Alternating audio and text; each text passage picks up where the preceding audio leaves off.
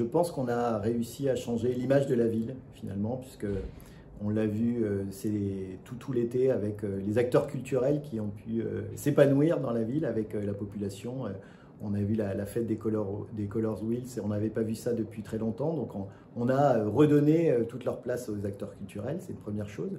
On a aussi, je pense, illustré concrètement notre souhait d'être une ville accueillante, avec l'accueil des Afghans il y a quelques semaines, et ça nous tenait à cœur. Et puis une ville solidaire avec ce projet au bord de la Loire, des tiny houses pour accueillir les personnes en grande précarité. Donc voilà, redonner une image forte de la ville, à la fois une ville culturelle, à la fois une ville accueillante et une ville solidaire. Concernant la métropole, je pense qu'on a deux projets de territoire à ne pas rater. Le premier, c'est le projet du tram. J'ai été le seul candidat à soutenir ce projet du tram intégral. Donc aujourd'hui, on a fait un gros travail sur la partie sud, où les choses sont claires. Sur la partie ouest, j'attends encore des confirmations du soutien de la métropole sur les réaménagements, en particulier de la place Jean Jaurès, de la place Rabelais, et puis sur l'accompagnement avec la politique vélo qui sera nécessaire parce que ça sera des grosses perturbations, l'arrivée de ce tram en plein centre-ville. Donc un certain nombre de questions auxquelles j'attends des réponses pour voilà, avoir la certitude que ce beau projet pourra être mis en œuvre.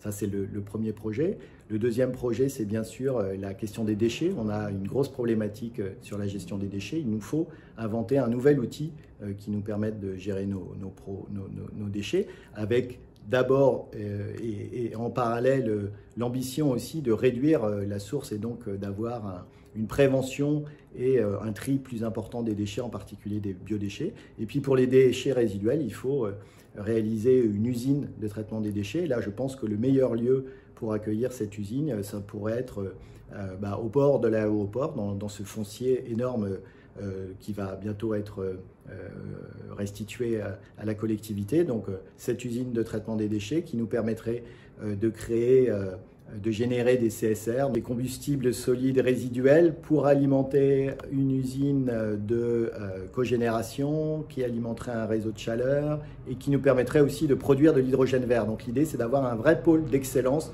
sur cet aéroport et donc de résoudre nos projets de déchets, nos problèmes de déchets sur la métropole.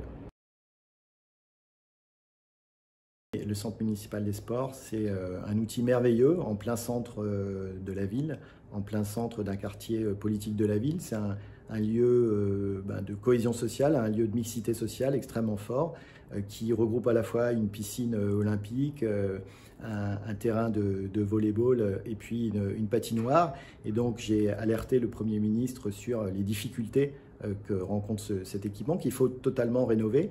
Donc j'ai le soutien du Premier ministre pour les premiers travaux à réaliser, mais il faut aussi que la métropole nous aide pour rénover ce bel outil indispensable au rayonnement sportif de la métropole.